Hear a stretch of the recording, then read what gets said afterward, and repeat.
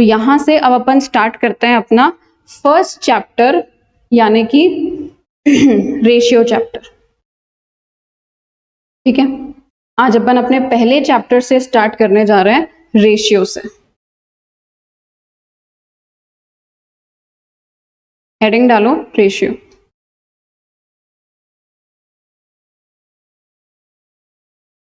Ratio पहला chapter आपके module का भी यही है और यहाँ पर भी अपन यही पढ़ेंगे, रेशियो, वेरिएशंस एंड प्रोपोर्शंस। सबसे इजी, सबसे मॉडरेट लेवल का। जैसे आपके बाकी चैप्टर्स, बाकी सब्जेक्ट्स के अंदर इंट्रोडक्शन टाइप ऑफ होता है ना, तो ये चैप्टर भी आपको मैथ्स में क्या करेगा, इंट्रोडक्शन देगा। मैथ्स धीरे धीरे धीरे धीरे बेसिक लेवल से सीखना अपन सीखेंगे, और वो बेसिक लेवल अपना क्या होगा, रेशियो से शुरुआत होगी। चलो, तो सबसे पहली चीज, रेशियो का मतलब क्या होता है? What do you understand by ratio? Yes, क्या होता है रेशियो, बताइए। किसी चीज को रेशियो में बांट देना, जैसे 2:1, उससे पता चलता है कि ये 2 है, वो 3 टाइम्स है। यानी कि आप मतलब सिंपली अपन बोल सकते हैं कि जब अपन दो चीजों का कंपैरिजन करते हैं तो अपन रेशियो निकालते हैं, राइट? अगर अपन कंपैरेटिव फॉर्म करना चाहते हैं किसी चीज का तो हम क्या निकालते हैं, रेशियो निकालते हैं। जैसे अगर मैं बोल रही हूं कि आपको मैगी बनानी है ना, तो उसके अंदर 2:3 के रेशियो में पानी और वो मिलाओ, मैगी डाल दो। ठीक है, एक एग्जाम्पल अपन लेके चलते हैं, या मैगी छोड़ो, चाय का एग्जाम्पल ले लेते हैं। ठीक है, चाय बनानी है तो 2:3 के रेशियो में पानी और दूध मिलाओ। फाइन, तो इसे बोलते हैं अपन क्या, रेशियो। देखो, लिखना क्यों जरूरी है डेफिनेशन एमसीक्यू में? जरूरी नहीं है केवल सॉल्व करने के लिए आए, अपना थ्योरी भी एमसीक्यू के अंदर आ सकती है। ठीक है, तो लिखते हैं अपन रेशियो की डेफिनेशन। लिखो सबसे पहले, a ratio is a comparison a ratio is a comparison of size of two or more quantities size of two or more quantities of same kind and same unit। ठीक है, ratio का मतलब क्या होता है कि आप कंपैरिजन तो कर रहे हो, नो डाउट, लेकिन आपको जो आप दो क्वांटिटीज का, दो या दो से ज्यादा क्वांटिटीज का कंपैरिजन कर रहे हो ना, वो क्वांटिटीज कैसी है, आपकी सेम नेचर की है। जैसे आज अगर मैं बोलूं कि आप ना आप दुनिया की, मतलब अपने कंट्री की ना नेशनल इनकम को कंपेयर करो, आप किससे, आपके मार्क्स के साथ में, क्या वो कंपैरिजन सही है? क्या उसको मैं रेशियो बोल सकती हूं? नहीं, क्योंकि वो कंपैरेटिव ग्राउंड्स पर नहीं है, वो सेम नहीं है दोनों, उसकी जो यूनिट्स हैं, उसका जो काइंड है वो सेम नहीं है। आपकी हाइट का या आपके मार्क्स का नेशनल इनकम के साथ में कोई भी कंपैरिजन नहीं हो सकता। कंपैरिजन किस किस का हो सकता है? आपके मार्क्स का किसी दूसरे स्टूडेंट के मार्क्स के साथ में, या आप ही के किन्हीं दो सब्जेक्ट्स के मार्क्स का कंपैरिजन, मतलब मैं कह रही हूं मार्क्स से मार्क्स का कंपैरिजन। और अगर नेशनल इनकम का करना है तो नेशनल इनकम से नेशनल इनकम का कंपैरिजन। ठीक है, तो इसीलिए रेशियो में क्या बोला गया है, same kind and same unit का आप कंपैरिजन करोगे, कंपैरिजन। ठीक है, ये तीन अपने की हाईलाइटेड वर्ड्स हैं रेशियो की डेफिनेशन के अंदर। कैसे लिखते हैं रेशियो को, क्या फॉर्मेट होता है रेशियो का? P/Q की फॉर्म में हम हर रेशियो को डिनोट करते हैं। Now what is this P/Q? P को अपन क्या बोलते हैं, numerator, and Q is called denominator. देखो, लग रहा होगा कि यार बहुत ही बेसिक सा चल रहा है, तो अपन क्लास में पढ़ के आए हैं, लेकिन बेसिक से ही अपन सारी चीजें पढ़ेंगे, है ना। एक एक करके हर एक कॉन्सेप्ट डिस्कस करेंगे, ताकि किसी भी स्टूडेंट को किसी भी तरीके की प्रॉब्लम नहीं आनी चाहिए। ठीक है, न्यूमरेटर का एक और नाम क्या है, एंटीसीडेंट, और डिनोमिनेटर का दूसरा नाम क्या है? कॉन्सिक्वेंट।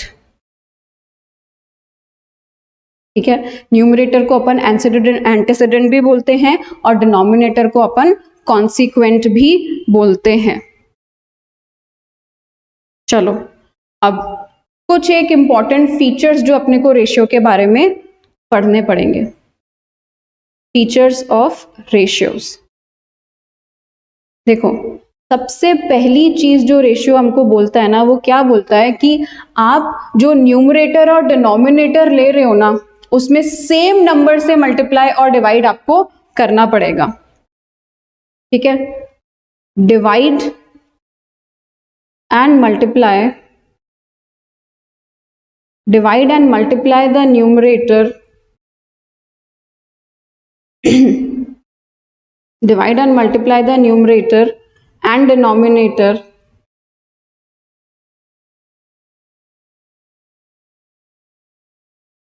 with same number।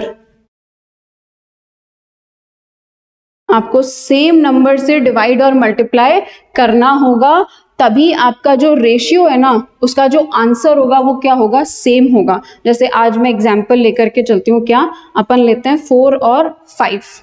ठीक है, दोनों को मैंने 2 से मल्टीप्लाई कर दिया, तो आंसर क्या आया अपना? 8/10।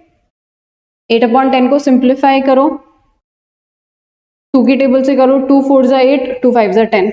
फर्दर मेरा क्या आ गया? वही 4/5। ठीक है, बिल्कुल बहुत बेसिक सी बात है, बट जरूरी बात है। यहां से अपन 2 से 2 को कैंसिल आउट भी करते हैं तो भी वही बात पड़ जाती है। ठीक है, चलो एक और चीज लिखो। Second point, order of terms is important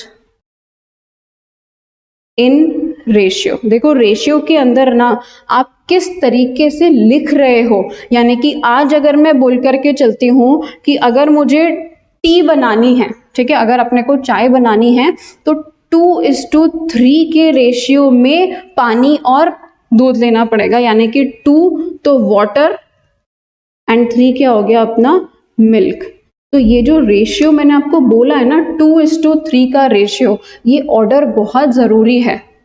मान लीजिए कि आपने इसको 3:2 कर दिया, 2:3 की जगह क्या कर 3:2 कर दिया, यानी कि 3 में पानी और 2 में मिल्क, तो पूरा बिगड़ जाएगा ना चाय का मामला। पानी वाली चाय हो जाएगी, पूरी बात खराब हो जाएगी। इसीलिए बोलते हैं रेशियो का जो ऑर्डर है ना, जो आपको क्वेश्चन ऑर्डर बता रहा है, उसी ऑर्डर में अपने को लिखना है, अपने को सॉल्व उसी ऑर्डर में करना है। अपन रेशियो का ऑर्डर चेंज नहीं कर सकते, ऑर्डर चेंज करोगे तो क्वेश्चन गलत हो जाएगा। ठीक है, चलो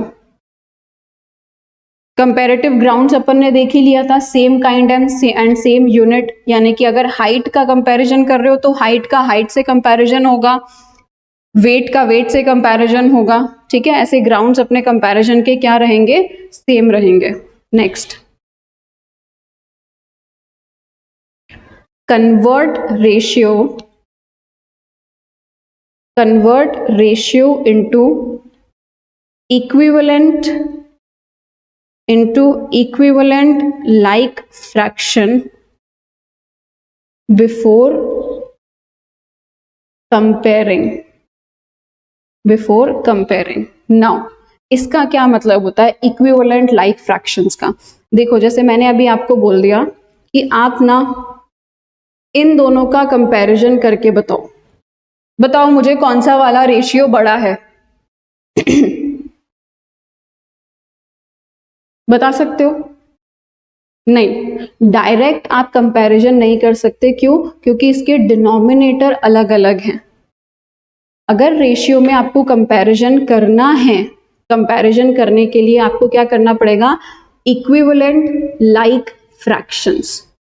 ठीक है, अपन सब ये चीज स्कूल में पढ़ करके आए हैं, लेकिन वापस से रिकॉल करना पड़ता है, बिकॉज पढ़े हुए बहुत समय हो गया। ठीक है, इक्विवेलेंट लाइक फ्रैक्शन में आपको इसको कन्वर्ट करना पड़ेगा। कैसे करोगे कन्वर्ट? कोशिश करनी है आपको कि जो डिनोमिनेटर है ना वो सेम कर दो। कैसे डिनोमिनेटर सेम करोगे? मुझे एक बात बताओ कि 3 की और 5 की टेबल में क्या कॉमन आता है? या सिंपल सा आप एक चीज कर सकते हो, इसको 5 से मल्टीप्लाई करो और इसको 3 से मल्टीप्लाई करो, ठीक है? हो गया डिनोमिनेटर सेम। 10/15 एंड 12/15। अब कंपैरिजन कर सकते हो कौन सा वाला बड़ा है, ये वाला बड़ा है, ठीक है? इसका मतलब ये होता है कि आपको इक्विवेलेंट लाइक फ्रैक्शन में चेंज करना है। एंड इक्विवेलेंट लाइक फ्रैक्शन में कैसे चेंज करते हैं? डिनोमिनेटर सेम बना करके। डिनोमिनेटर सेम कैसे बनाओगे? दोनों के डिनोमिनेटर को एक दूसरे से मल्टीप्लाई कर दो। मल्टीप्लाई दोनों में होगा, न्यूमरेटर में भी और डिनोमिनेटर में भी, क्योंकि ऊपर ही अपन ने ये फीचर पढ़ा है कि अगर मल्टीप्लाई कर रहे हो तो दोनों से करो, डिवाइड कर रहे हो तो दोनों से करो। इतनी बात क्लियर है? चलो आगे।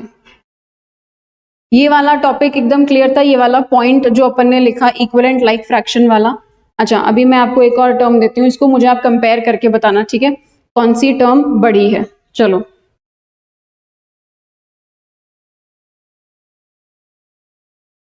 यस बताओ कौन सा बड़ा है?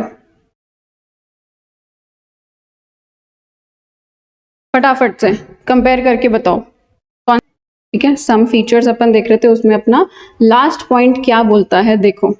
अच्छा, एग्जाम्पल से इस चीज को समझते हैं अपन। मान लो मैंने बोला कि आपका किसी चीज का वेट ना 40 kg है, ठीक है? 40 kg वेट है और ये वेट जो है वो 4:3 के रेशियो में चेंज हो गया, ठीक है? 4:3 के रेशियो में बदल गया, यानी कि पहले 4 था अब 3 है।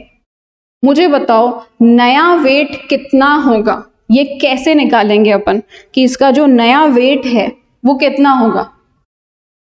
तो देखो उसके लिए क्या करते हैं अपन, क्वांटिटी पे डिवाइड करेंगे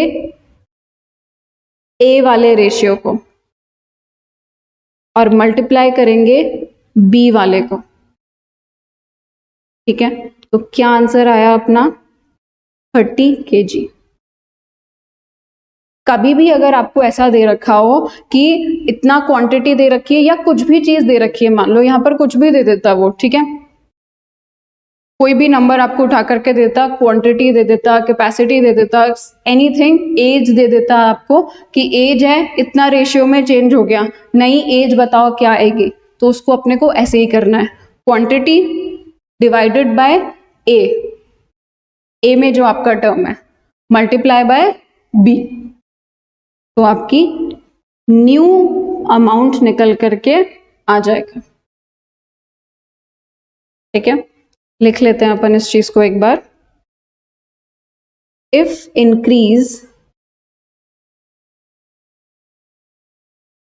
increase or decrease is given in ratio form, if increase or decrease is given in ratio form, then to find new quantity क्या करना है अपने को? Original quantity divided by A multiply by B, ठीक है? Original quantity divided by A and multiply by B. अब देखो, अब अपना रेशियो का सबसे इंपॉर्टेंट पार्ट आया है जिससे आपके ऑलमोस्ट सारे एमसीक्यूज बनते हैं, ठीक है? सारे एमसीक्यूज यूजुअली इसी से आते हैं, रेशियो चैप्टर से बहुत एक एवरेज लेवल का अपने क्वेश्चन बनता है। और अब जो अपन पढ़ रहे हैं ना टाइप्स ऑफ रेशियोज, उसी में से अपने सारे एमसीक्यूज बनते हैं, ठीक है? हेडिंग डाल लो टाइप्स ऑफ रेशियोज, और ये अपना लास्ट टॉपिक है। इसके बाद में अपन रेशियो के क्वेश्चन सॉल्व करेंगे, प्रैक्टिकल क्वेश्चंस अपन सॉल्व करेंगे रेशियोज के इसके बाद में, ठीक है। सबसे पहला रेशियो देखो, एक बेसिक टाइप क्या होता है, इक्वालिटी रेशियो। इक्वालिटी रेशियो किसको बोलते हैं, A is equals to B, जहां पर A B के बराबर है। एंड इनइक्वालिटी रेशियो का मतलब A is not equals to B, ठीक है। ये बेसिक सी बात थी। चलो आ जाओ, देखो इस चीज को अभी अपन थोड़ा सा जल्दी कवर अप करेंगे ताकि अपन क्वेश्चंस सॉल्व कर सकें ज्यादा से ज्यादा।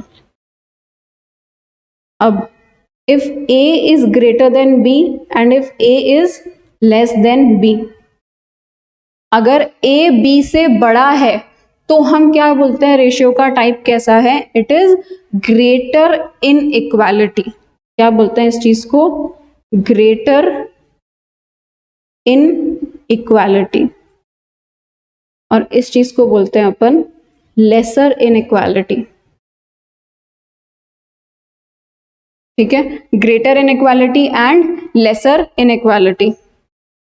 नाउ नेक्स्ट टर्म अपने पास में जो है इनवर्स रेशियो। क्या होता है इनवर्स रेशियो, इनवर्स रेशियो का मतलब जो आपका ओरिजिनल रेशियो है उसका रेसिप्रोकल कर दो, ठीक है। रेसिप्रोकल ऑफ रेशियो, तो रेसिप्रोकल यानी कि अगर A अपॉन B की फॉर्म में है तो उसको आप क्या कर दो, B अपॉन A की फॉर्म में चेंज कर दो, उल्टा कर दो रेशियो को, उसे अपन बोलते हैं सिंपली इनवर्स रेशियो। अब देखो नेक्स्ट क्या है आपके पास में, डुप्लीकेट रेशियो।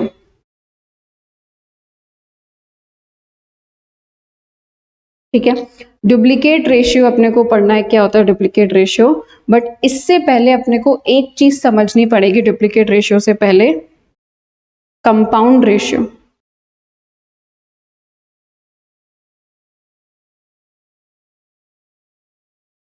कंपाउंड रेशियो देखो समझना, कंपाउंड रेशियो किसको बोलते हैं अपन, मानो आज मेरे पास में रेशियोज हैं A upon B is equals to C upon D is equals to E upon F, ठीक है। इस फॉर्मेट में अपने पास में रेशियो गिवन है।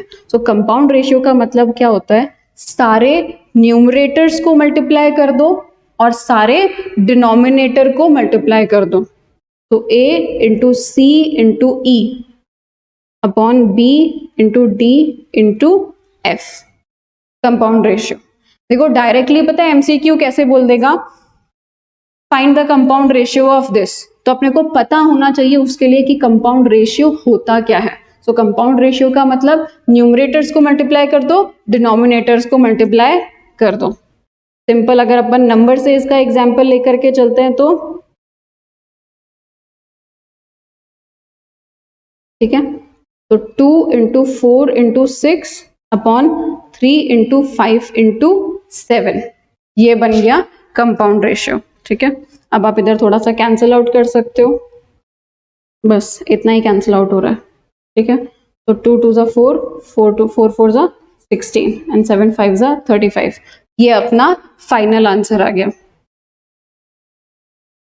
ठीक है। नाउ डुप्लीकेट रेशियो अपन पढ़ रहे थे, डुप्लीकेट रेशियो का मतलब क्या होता है, compound ratio of themself once, यानी कि जब कोई रेशियो अपना खुद का ही कंपाउंड कर लेता है, कितनी बार, एक बार। मतलब मैंने ये बोला कि A अपॉन बी एक रेशियो है, इसका डुप्लीकेट रेशियो निकालो, मतलब कि इसने क्या कर लिया, एक बार खुद ही खुद को मल्टीप्लाई कर लिया खुद से। तो we can say A square upon B square duplicate ratio होता है, ठीक है। ऐसा ही अपने पास एक और टर्मिनोलॉजी है क्या, ट्रिप्लीकेट रेशियो।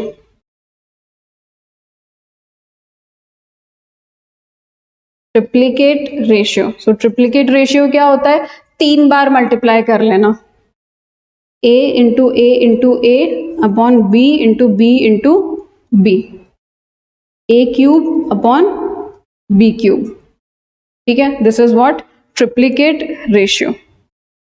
आई होप इतने अपने को क्लियर है कंपाउंड रेशियो तक के। नेक्स्ट अपने पास में टर्मिनोलॉजी क्या है, सब डुप्लीकेट रेशियो।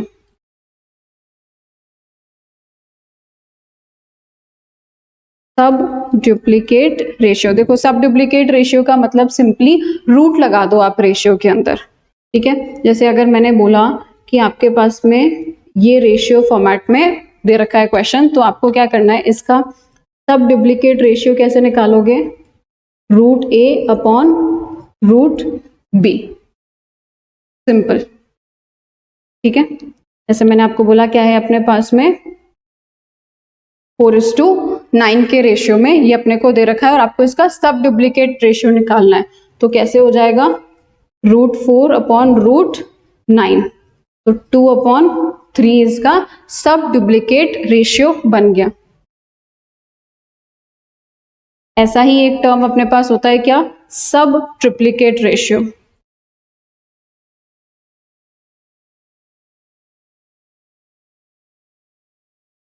सब ट्रिप्लिकेट रेशियो का मतलब रूट में क्यूब लगा दो,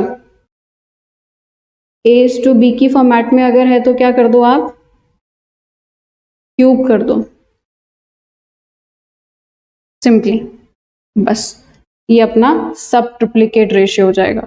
जैसे आज मैंने एग्जांपल लिया 8:27 का, तो 8 का क्यूब रूट और 27 का क्यूब रूट, यहां पर मेरे पास कितना आ गया, 2/3। क्लियर है टर्मिनोलॉजीज। अब देखो एक लास्ट अपने पास में जो टर्मिनोलॉजी बचती है वो क्या है, 7th ही था, कंटिन्यूड रेशियो। कंटिन्यूड रेशियो क्या होता है, कंटिन्यूड रेशियो A:B:C की फॉर्मेट में जो चलता है। कैसे A:B:C की फॉर्मेट में, देखो A/B is equals to B/C is equals to C/D, D/E, E/F, यानी कि सिंपली एक का डिनोमिनेटर दूसरे का न्यूमरेटर, ये जो चेन चलती आ रही है इसे हम क्या बोलते हैं, कंटिन्यूड रेशियो। क्या बोलते हैं इसे अपन, कंटिन्यूड रेशियो। क्लियर है, ये अपने रेशियोज की कुछ क्या थी, टर्मिनोलॉजीज थी। फाइन, लिख ली आप सबने। इसी के साथ में अपना रेशियो की थ्योरी पूरी कंप्लीट हो गई। अब अपने पास में क्या है, रेशियो के क्वेश्चंस अपन सॉल्व करेंगे। कुछ क्वेश्चन तो अपन आज भी कवर अप कर सकते हैं। थ्योरी आप सब लोगों ने लिख ली, थ्योरी लिख ली, तो फिर अपन क्वेश्चंस की तरफ बढ़ते हैं। 2, 3, 5 जितने भी क्वेश्चंस हो करते हैं आज स्टार्ट। चलिए,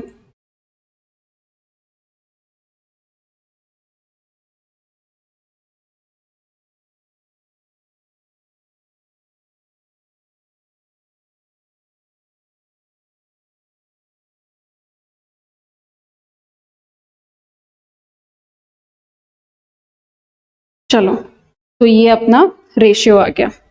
चलो बताओ मुझे, फर्स्ट का आंसर बताइए। यस, एक सेकेंड, है ना। चलो बताओ, the inverse ratio of 11:15 is, answer बताएंगे आप ही लोग।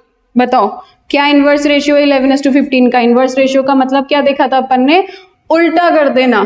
तो 11:15 को उल्टा करोगे तो क्या आ जाएगा, 15:11, यानी कि ए अपना आंसर हो गया। ठीक है, second question, the ratio of two quantities is 3:4। दो क्वांटिटीज का रेशियो कितना है, 3:4। If the antecedent is 15, the consequent is, बताओ 3:4 का रेशियो अपने को दे रखा है और बोल रखा है कि जो एंटीसीडेंट है ना वो 15 है, तो कॉन्सिक्वेंट बताओ कितना होगा, बताओ। 3 में क्या मल्टीप्लाई करूं कि 15 आ जाता है, 5, और जो ऊपर मल्टीप्लाई होएगा वही नीचे मल्टीप्लाई करना पड़ेगा। तो यहां पर कितना अपना आंसर आ गया, 5 4 जा 20।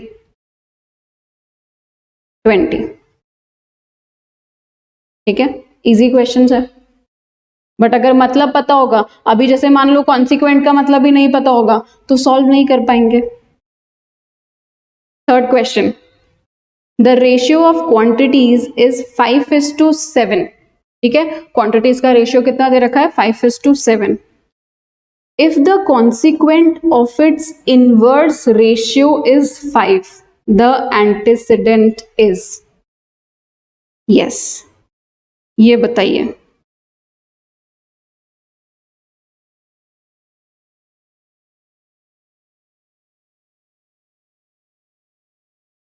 क्या बोल रहा है ये अपने को, the ratio of quantities is 5:7 के रेशियो में क्वांटिटीज है। अब ये कह रहा है the consequent of inverse ratio, तो पहले इसका इनवर्स रेशियो बनाओ 7:5। कॉन्सिक्वेंट 5 है, एंटीसीडेंट कितना है, सामने दिख रहा है भाई 7 है, बस लैंग्वेज से कंफ्यूज करने की कोशिश कर रहा है और कुछ भी नहीं है। अगर आपको इनवर्स रेशियो, एंटीसीडेंट, इन सब का मीनिंग पता है तो क्वेश्चंस इजीली सॉल्व कर लोगे।